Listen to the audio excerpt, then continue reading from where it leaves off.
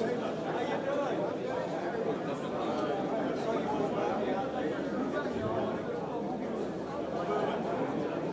let me be the first to wish you good afternoon. It's 3 minutes after noon, Chip, in case you didn't know that.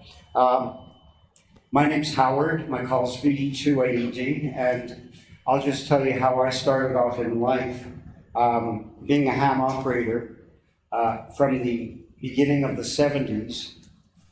Now, I guess I'm designated as an old-timer, but in any case, I've always been involved in the field of electronics, and I'll give you a bit of a fast synopsis of where I was before I became a ham.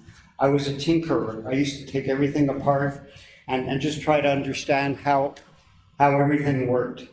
I moved on from there. My dad was a TV technician, and that aroused my curiosity in electronics. Started reading all of his TV technician books at the time, first bit that I could read, which I was I was 8 years old. But let me move into ham radio now and see if I could work this thing. And so, licensed in 72, in 2002, my 4-year-old son said, as you could see on the screen, "Dad, you're so lucky to have been born so many years ago, because now everything has been invented." And that stuck with me my whole life. I'll never forget when he said that. In the times from the 70s moving up, I did certain things. I was solid stating vacuum tube design. And one of the first attractive markets was women's epilation equipment for removing superfluous hair. And I noticed that the equipment they were running was literally a 6146B at estheticians' businesses. And I noticed that these things had proliferated. And I said, my God, why are they vacuum tubed? So I designed one using at the time they had come up with a new type of transistor. Some of you might know about balanced emitter, bipolars. I don't want to get too involved because I could give you a lecture for 12 minutes on that. I moved on from there, and we're going to go all the way up to the 80s. By the way, if some of you are older than me, and I'm looking around here, I don't think there are any older than me. But if you remember the first scanners for ham radio and for your old Kenwood and your Yaesu, digitally synthesized radios, even for some of the Icon, which all use BCD switches. And so I built the first BCD and binary scanners, depending on the radio, and I marketed that as VE2AED electronics. So some of you may remember building a kit, and I created that for all of the radios coming out. So there were no scanners at that time in anything, and I won't profess to being the inventor of the scanner, but it could be possible, at least for ham radio. That said, in the 80s, and we're skipping a lot of information here. One day I'll give you the 2-hour version. But I think Jim likes that. The 4-hour. So in the 80s, by the way, at that point, I had already filed some patents prior to the 80s, including one that would alert people if their home was on fire. And that product, I couldn't afford to pursue the patent. I filed, there was an office action, I couldn't answer it, I didn't have any money at the time. So we'll move on from there. In the 80s, at the beginning of the 80s, there was this new thing coming out, and that was we realized we could all receive direct satellite TV in our home with a 10-foot dish. And so I decided to prototype a dish antenna and an associated receiver as well. I just want to see how these slides are coming out because I'm not doing a good job of understanding what you're looking at. So, and we'll go back to this one in a little while. So I prototyped a product and I showed it to somebody and they gave me an order for 100 units. And And that was amazing because back in those days, and by the way, I was a poor kid, lived in a poor neighborhood, and had no money. And I had this purchase order for 100 units.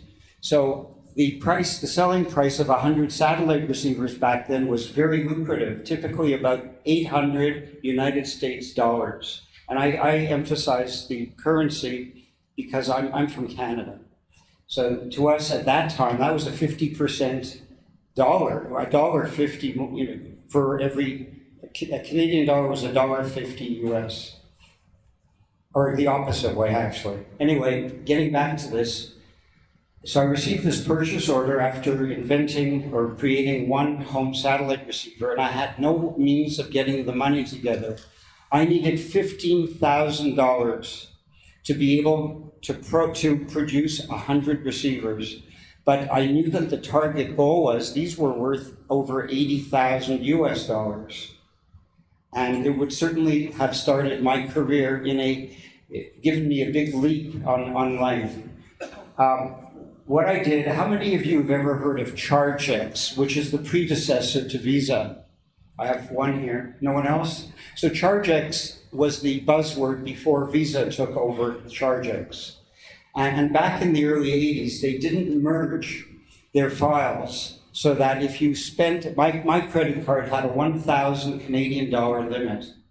And they only merged approximately every 4 days because computers and communications were very limited back then. And so I took advantage of that, and I ordered enough parts from individual distributors throughout the United States to equal 15,000 US dollars with a $1,000 Canadian credit. And the idea was I called all of the distributors, and I only gave them tentative orders for piecemeal amounts because I couldn't exceed $1,000 on any order. And, I have to cut to the chase because I haven't been timing this. I know time goes by when I'm having fun. And so what I did is I had everybody ship on the same day, process the order on the same day. It was all lined up, very well orchestrated, and they all did, and I succeeded and got those parts. And about a week later, I had a call from ChargeX. But, they came in and they saw that I was working in a 400 square foot room. I hired my newspaper delivery boy because I was living on my own at that time. And he was the chief assembly technician. And he learned how to do that because he had a pretty good hands. He was quite agile from throwing newspapers every morning. And he did a great job. So I built these 100 receivers. And this is a very short story. It shouldn't be. It really would take a day to go through the whole scenario and the trials and tribulations. But in essence, I put these together and went to a distributor in the US and they purchased the whole lot. Okay, so that's really the story. From there, I now built 200 receivers, and I invested the $80,000, and I just kept building and building. Well, we won't go into the detail, but I'll try to show you what I've done since then. At this point in time, so what we could see here is these are just some early things that I invented, and I think there are 2 slides here, if I understand how to use this. I think I'm having a problem. There, okay. So, as you see on your left would be the first satellite receiver, which used a double balanced mixer and a delay line of RG174. So that's how I detected phase modulation, which is the modulation the satellites use. As you can tell, I read a lot of books. In high school, I would always read electronics books under my desk. I wouldn't pay attention to anything. And this is supposed to be an inspirational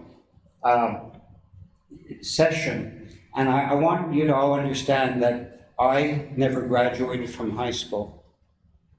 So, what's that? You'll never amount to anything. Actually, I'll tell you a story because this is typical of my religion, in a sense. My Jewish mother said to me, Howard, you're going to be a dunce. And then she called me for probably at least 8 years of my life till I dropped out of school. She called me a dunce. So luckily, I had a stronger willpower than her ability to take me down. Anyway, that said, I've invented many things since then. And you have some of the things that I built here. This is, you see a little caller ID blocker. And that's one invention where, I sold that through Radio Shack. You could actually see the Radio Shack logo. And I invented automatic call ID blocking. I still remember that patent number, 5309508. It's a 5 million series. We're way up now, up to almost 12 million at this point. The early block-down converter, I'd love to get into the theory of that, and certainly using a dielectric resonator. I'm doing all kinds of things here that I shouldn't be doing. I invented a toothbrush that teaches kids how to brush their teeth, and proposed that to Procter & Gamble. That's another long story. So as you can see, a receipt to Inspire, a 100 unit order for receivers, $15,000, that's actually US dollars, spent on a $1,000 credit limit and hiring my newspaper delivery boy to build them. That's how resourceful you could be if you're a ham radio operator, because what we all do best here is experiment. And we use our imagination to achieve whatever it is that we have to achieve. And we don't let things go until they're accomplished, because everything will work if you work hard enough. This is a random summary of some of my patents, and I'll just leave it on the screen for a few minutes until somebody else takes over. I actually hold today over 83 patents. The latest one, which was just issued a few weeks ago, is a means of destroying certain types of metastatic tumors by incorporating the exothermic body heat of a natural tumor, because about 70% of tumors are exothermic. So I take that into account, and I'm able to read that through another patent that's in process. And I'm able to read that and actively accomplish this task. I've also invented the touchscreen thermostat back at the turn of the century. And life's been very good from that. And of course, Emerson Electric owns my thermostat company now. So the idea here is to remember, if you don't give up and you have a dream, just move forward and don't let anybody try to tell you that you can't do it, because you can.